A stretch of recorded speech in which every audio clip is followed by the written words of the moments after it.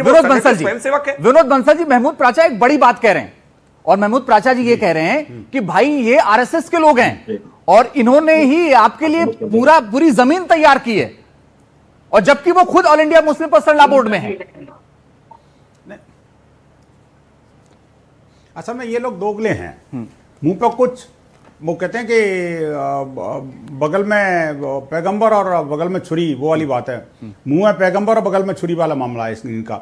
ये मैं कहना चाहता हूं, देखिए कि पैगंबर के नाम पर, पैगंबर से तो मोहब्बत, यानी मोहम्मद से मोहब्बत और मानव से नफरत, ये इनका एजेंडा है। और इनके पास टाइम नहीं है। आपने पूछा तो दो चार प्रश्न ले लीजिए, तो इनके पास टाइम नहीं है, क्योंकि उनको पत्थरबाजों को ट्रेनिंग करना है ना जी। नहीं, उन्होंने हमारा निवेदन मान लिया, वो बने हुए हैं। हथियारों की ट्रेनिंग करते हुए, उन्होंने हमारा निवेदन मान लिया, वो बने हुए हैं।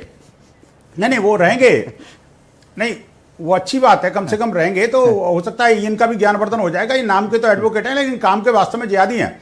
इनका सीधा सीधा एजेंडा ये रहता है कि मुस्लिम यूथ को कभी उनके हाथों में कभी कलम कंप्यूटर नहीं आना चाहिए, उनके हाथों में सिर्फ पत्थर और खंजर ही रहना चाहिए। ये भारत के मुसलमानों के लिए सबसे बड़े खतरनाक स्थितियां पैदा कर रहे हैं ये लोग। मैं कहता हूं कि भारत के मुस्लिम यूथ को ये समझना पड़ेगा कि समय रहते ऐसे कट्टरपंथी नेतृत्व से जितनी जल्दी तिलांजलि ले लोगे उतनी भला है, नहीं तो ये कुछ नहीं करने वाले। आप देखिए कि राकेश त्रिपाठी जी ने 20 पुलिस वालों को तो नाम लिया, लेकिन मैं एक और बात ऐड करना चाहता हूं, ये महमूद प्राचा के लिए भी है कि वहां पर पुलिस वालों के साथ में कई मुस्लिम यूथ भी घायल हुए हैं। बिल्कुल। एक बड़ी खबर आ गई विनोद जी, मैं आपके पास आ रहा हूं सर। बड़ी और अहम खबर यह है कि बरेली हिंसा के 2 और आरोपी हाफ एनकाउंटर के बाद अरेस्ट हुए हैं। एनकाउंटर में आरोपी इद्रीस और इकबाल घायल हुए हैं। बरेली के सीबीगंज इलाके में ये हाफ एनकाउंटर हुआ है और उसमें इनकी गिरफ्तारी हुई है। बरेली हिंसा के ये 2 आरोपी, दोनों शाहजहांपुर के रहने वाले हैं। और ये जो तस्वीर आपके सामने है, ये आपकी सामने तस्वीर है अस्पताल की, जहां पर इन्हें उसके बाद अस्पताल ले जाया गया है,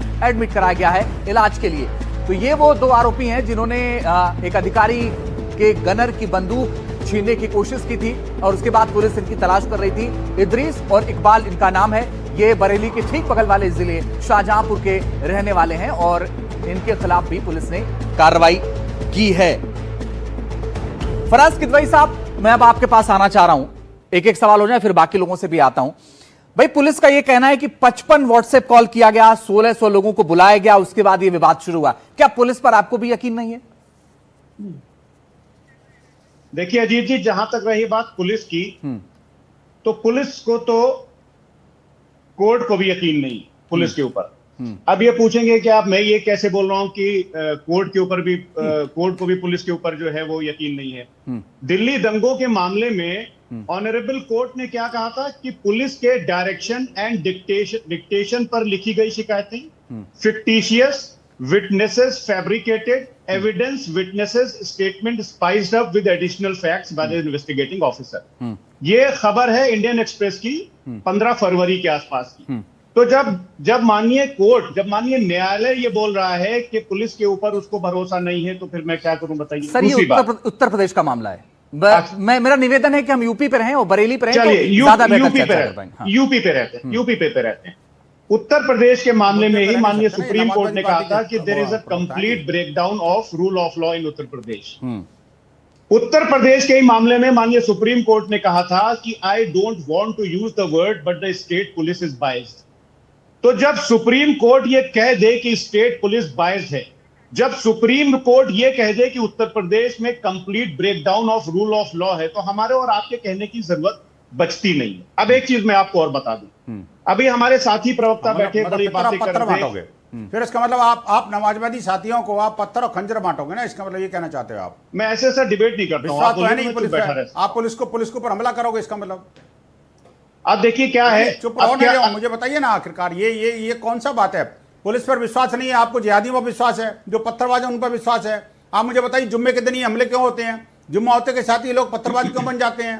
मस्जिद से निकलते के साथ ही जो है ना वो लोगों पर हमलावर क्यों हो जाते हैं? कुछ तो बताओ यार। आप देखिए, समाजवादी मैं तुम्हारा यार नहीं हूं, जबान सवाल के बाद करना, समाजवादी पार्टी है तुम्हारा यार नहीं हूं, हमेशा जो है ना जी, ये मैंने यार नहीं बोला, गुंडों वाली भाषा बोलना तेरा मेरा नहीं है, ये आपका तमीज बोल रहा है। देखिए ये आपकी नमाजवादी भाषा है, ये मैं जानता हूं, आपके नमाजवादी संस्कार आपके जाएंगे नहीं। नहीं ठीक है, मौलाना भाषा साहब, भाषा की थोड़ी आपका- मर्यादा आपका रहे। समाजवादी दोनों से मेरा मुझे निवेदन है, पता है। विनोद बंसल जी, फराज किस भाई, ठीक है, दोनों से मेरा निवेदन है कि भाषा थोड़ी सी संयमित रहे। मादा नहीं है सवाल का जवाब देने का, एक निवेदन है, आप सवाल भाषा का थोड़ी जवाब संयमित नहीं रहे, देंगे ठीक है। और बदतमीजी पे उतर आएंगे। ठीक है। मैंने एक भी बात बदतमीजी बोला हो तो बताइए, ठीक है सर। लेकिन ये जो है ना जिहादी मैं माइंडसेट आपका के यार साथ ही हूं। आते हैं मैं आपका और यार नमाजवादी कहां से हो माइंडसेट गया? के साथ बोलते हैं, इसके कारण इस तरह के ये बदतमीज बिलबिला जाते हैं, सच्चाई से भाग जाते हैं ये। सर, मैं बोलूं? सच्चाई से भाग प्लीज, जाते हैं। प्लीज, allow me to देखिए, speak. जिहाद नहीं है तो और क्या है, मोहम्मद जिहाद नहीं है तो और क्या है ये। अरे एक मोहम्मद सर, से- विनोद जी, मोहम्मद से आप मोहब्बत भी कर थोड़ी सकता है, भाषा की मर्यादा रखिए, ये प्लीज कौन सा- सर। कौन सा जिहाद एक मिनट। फराज किस भाई बोलिए। आखिरकार क्या चल रहा है देश के अंदर? फराज जी बोलिए। देश के अंदर आग लगाना चाहती है देखिए, समाजवादी ये पार्टी है, भारतीय जनता ये नहीं पार्टी स्वीकार और स्वीकार होगा। भारतीय- भारत देखिए, इन सब बदतमीज चीजों आदमी को को अच्छी चुप तरह कराइए समझ पहले। रहा है। आपके गुंडे को मंसूबे, चुप कराइए आपके पहले।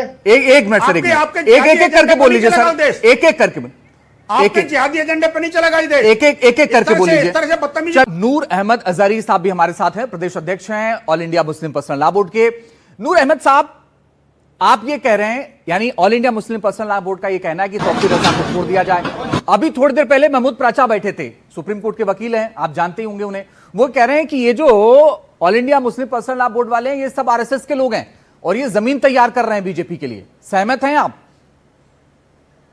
देखिए, एक बात सुनिए ध्यान से, मौजूदा हालात जो हैं उन पर तबसरा हो जाए। महमूद कराचा ने किसके लिए क्या कहा है, वो खुद all India Muslim personal law board के एक सदस्य हैं। हाँ बिल्कुल है। और उनकी वो पर्सनल बातें हो सकती हैं।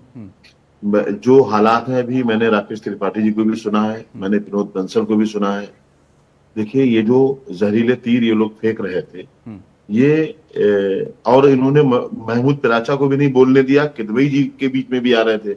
मैं किसी के बीच में गया नहीं, मैं उम्मीद करता हूं मुझे सुनेंगे आप। बात यह है कि जब प्रदेश का मुखिया, प्रदेश का मुख्यमंत्री जब में एक शब्द नहीं बोला था मैंने। इस तरह की भाषा जो को बोलेंगे, बदतमीजी करेगा तो उसको इस तरह सुनना की भाषा- पड़ेगा। इस तरह की भाषा के साथ अब हमको संबोधित करेंगे तो विनोद भाई हो या राकेश भाई हो, इनकी तो मजबूरियां हैं। ये तो उनकी पार्टी के प्रवक्ता हैं, इन्हें तो बोलना ही है। इन्हें तो इसीलिए छोड़ा गया है कि जाओ आप मुसलमानों को टारगेट करो। आप बताइए, बरेली का मसला, मौलाना तौकीर रजा की पहली बात तो कोई उसमें गलती नहीं थी। बेकार की और बात आप मत गलती करिए। मुसलमानों को टारगेट करने गलती का नहीं हमारा मान नहीं है। मुसलमानों को आप ही अरे विनोद टारगेट कर बंसल रहे जी हैं। सुनो, आपकी जैसी बात करो, बैठो, कट्टरपंथी मानसिकता बहुत देर हो गई, मुसलमानों को बात टारगेट करते कर हुए रही सुन रहा हूं आपसे है। मैं। अरे मुसलमानों के आप- बच्चे जो है ना, आपको मुसलमान बहुत के देर हो गई बच्चे बात जिनके करते हाथ हुए। में कंप्यूटर कलम आप होना जब चाहिए, से चैनल पर उनको आप बैठो, खंजर बात और करो, चैनल पर। खंजर और जब पत्थर भी आप पकड़ा रहे बोलते हो। हो, अरे आप मौलाना, भूल नहीं आप जैसे आप मौलाना अजहर साहब, ये अच्छा नहीं लगता। विनोद बंसल जी, आप उनको सुन लीजिए, फिर आप जवाब दे लीजिएगा, कोई बात नहीं। विनोद बंसल जी, 30-40 सेकंड धैर्य रख लीजिए, फिर वो बोल लेंगे, फिर आप बोल लीजिएगा। तो अजहरी साहब, आप बात कंप्लीट कर लीजिए। विनोद बंसल जी, एक निवेदन है, उनकी बात कंप्लीट हो जाए, फिर आप कह लीजिएगा, कोई बात नहीं सर, मैं पूरा मौका दे दूंगा आपको। मैं कह रहा था फतेहपुर हसबा में क्या हुआ था, छिपा हुआ नहीं किसी से। नहीं है। हाँ, लेकिन ठीक है। अगर ये टारगेट करेंगे तो उनको सुनना पड़ेगा। फतेहपुर, अरे सुनो भाई, फतेहपुर हसबा में जिस पुलिस के हाथ बंधे रहे, आगरा में मुख्यमंत्री की मौजूदगी में जो पुलिस बोल नहीं पाई, आप बताएं, गोरखपुर में पथराव हुआ, पुलिस का रोल सबने देखा है। बरेली में जब बात आती है, महाराजगंज में जब बात आती है, जहांगीरपुरी में जब बात आती है, तब पुलिस के हाथ कैसे खुल जाते हैं। क्या एक समुदाय को एक समाज को एक टारगेट करना नहीं है तो क्या है, बताएं मैं आप। ठीक है, भारतीय जनता पार्टी की सरकार ओके सर, अब जवाब ले लेते हैं। अजहर साहब, आप जवाब ले लेते हैं। राकेश त्रिपाठी, अच्छा विनोद बंसल जी, आप ही जवाब दीजिए, कोई बात नहीं। ठीक है, अजहर साहब, आप जवाब ले लीजिए ना। अजहर साहब, ओके, आपने सवाल पूछा, अब आप जवाब दीजिए। विनोद बंसल जी, संपत्तियां तोड़ी जा रही हैं, ठीक है, ये संविधान के खिलाफ है। ठीक है, विनोद बंसल जी बोलिए। मैं कहना चाहता हूं, देखिए, ठीक है, अजहरी साहब, आप सुन लीजिए ना। मोहम्मद का जो सिलसिला जो शुरू हुआ है, इस महीने से, इस सितंबर से पहले दुनिया के किसी कोने में आई लव मोहम्मद का पोस्टर कहीं किसी ने देखा हो तो मुझे बता दीजिए। एक बात। दूसरी बात ये, चलो कोई बात नहीं, आप लगाइए पोस्टर लगाइए, लेकिन पोस्टर के पीछे की कॉन्स्पिरेसी को अजीत जी समझना पड़ेगा। इनका सीधा मकसद ये था कि हम पोस्टर एक लगाएंगे, अगर नहीं लगाने दिया तो विवाद करेंगे, लगा दिया और मान लो किसी तरह से फट गया, गिर गया, या जमीन में आ गया, पैर पड़ गए, या कूड़ेदान में चला गया, कोई नाली में चला गया, तो गुस्ताखे नबी की एक ही सजा, ये नारा लेकर के खड़े हो जाएंगे। अब मौलाना को समझा जरा, बीच में नहीं बोलते। नहीं सर, अजहरी साहब, भी तो गलत बात है। पहले आप कह रहे थे कि आप अकेले बोलेंगे, फिर आप उनके बीच में बोल रहे हैं, फिर तो ये तो वाजिब नहीं है। वो बोलने, फिर आप बोलेंगे, कोई बात नहीं। ये हमें बोलने भी तो नहीं, बिल्कुल बोलने देंगे, मैं हूं ना सर, बीच में आ रहे हैं। मैं आपसे वादा कर रहा हूं, आप पूरा बोलेंगे। आप उनको सुन लीजिए पहले, बोलिए विनोद जी। देखिए मैं किसी को पर्सनल अटैक नहीं कर रहा, ये जब पर्सनल अटैक कर रहे हैं तो इसलिए बोलना पड़ता है। मैं एक बात सीधे सीधा कह रहा हूं, देखिए ये जो पोस्टर की कॉन्स्पिरेसी है, जो आई लव मोहम्मद से किसी को कोई ऑब्जेक्शन नहीं है, आप अपने घरों पर लगाइए, प्रतिष्ठानों पर लगाइए, वाहनों पर लगाइए, सब दुनिया में अपनी अपनी जगह पर लगाइए, लेकिन अगर मेरे यहां लगाओगे, मेरी वाहन पर लगाओगे, मेरे घर पर लगाओगे तो निश्चित रूप से ऑब्जेक्शन होगा। एक बात। तीसरी बात ये कि जो ये लगा रहे हैं ये जानबूझ कर, मुझे पता है कॉन्स्पिरेसी क्या है, जहां लगाएंगे फिर उसको फाड़ेंगे, उसको गिराएंगे, किसी के पैरों में पड़ गया, जमीन में दिख गया तो हिंदुस्तान के हिंदुओं को जो है ना जिस सरतन से जुदा की गैंग खड़ी लेकर के, खंजर लेकर के उसको मारने की कोशिश करेंगे।